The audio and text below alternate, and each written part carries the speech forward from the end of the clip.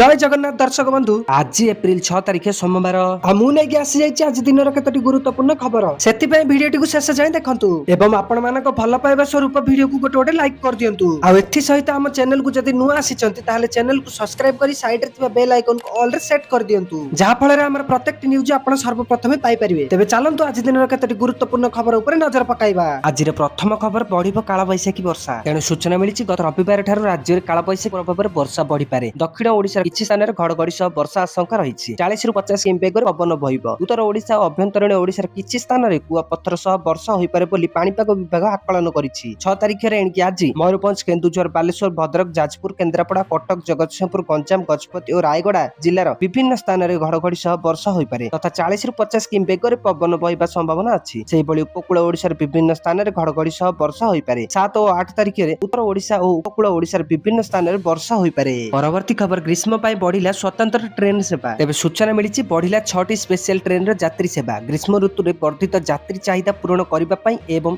यात्री सुविधा जोगाइबा उद्देश्य पूर्वतट रेलवे स्वतंत्र ट्रेन रे परिचालन को वृद्धि करने को निष्पत्ति नहीं।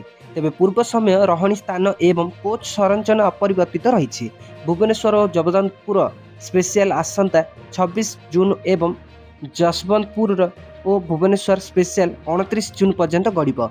संबलपुर इरोड स्पेशल 27 में एवं इरोड और संबलपुर में स्पेशल 29 में वृद्धि कर विशाखापाटना और शालीमार स्पेशल 30 जून एवं शालीमार और विशाखापाटना स्पेशल मध्य जून 30 पर्यंत यात्री सेवा जोगाइब। एही संप्रसारण को दृष्टि रे रखी यात्री मान निज यात्रा योजना करने को परामर्श दिया जायछि। परवर्ती खबर आज संध्या सुधा सरिब मैट्रिक खाता देखा तेबे सूचना मिली निर्भुल एवं बिना द्वंद्व मैट्रिक खाता देखा शेष होबाकू जाउछि। संध्या 5टा सुधा खाता देखा सरिबा नै स्पष्ट सूचना मिली।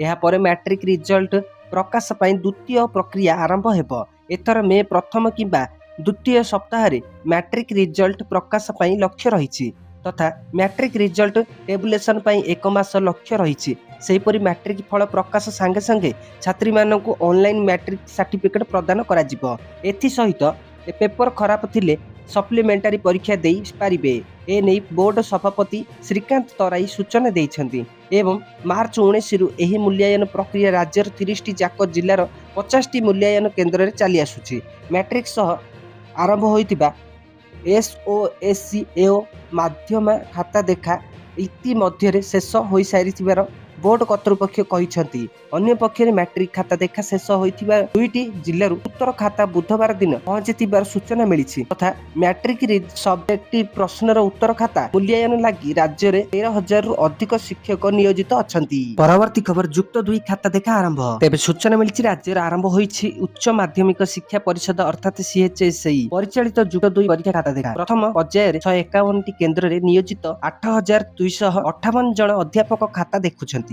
प्रथम दिन में खाता देखार नियोजित सबु अध्यापक 5टी लेखाएं खाता देखुछंती बोली CHSE वरिष्ठ अधिकारी सूचना देइछंती तथा CHSE अनुसार मोट 3,96,592 जन छात्र छात्री परीक्षा देइछंती। 2टी पर्यायर खाता देखा आरंभ हेबो। मोट 25 लाख खाता देखा हेबो। एथिपाई मोट 16,494 जन अध्यापक नियोजित हेबे। उभय ऑनलाइन और ऑफलाइन खाता देखा हेबो।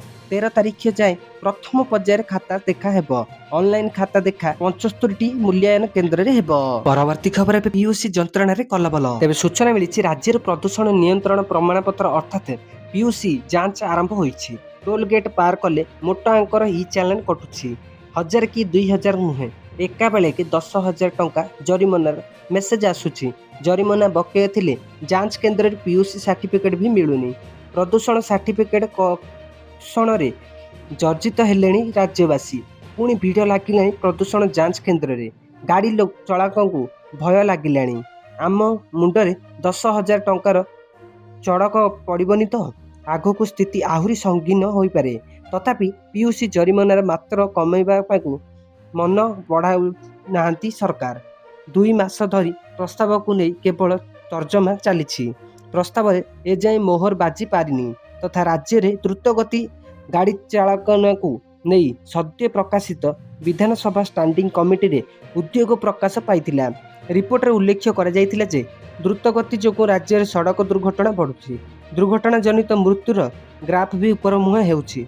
ଏହାକୁ ରୋକିବାକୁ ହେଲେ କାର୍ଯ୍ୟାନୁଷ୍ଠାନ ସହ ଜରିମାନାକୁ ଅଧିକ ଗୁରୁତ୍ୱ ଦେବାକୁ ହେବ। ଏଥିପାଇଁ ପରିବହନ ବିଭାଗକୁ ମଧ୍ୟ ସୁପାରିଶ କରାଯାଇଥିଲା।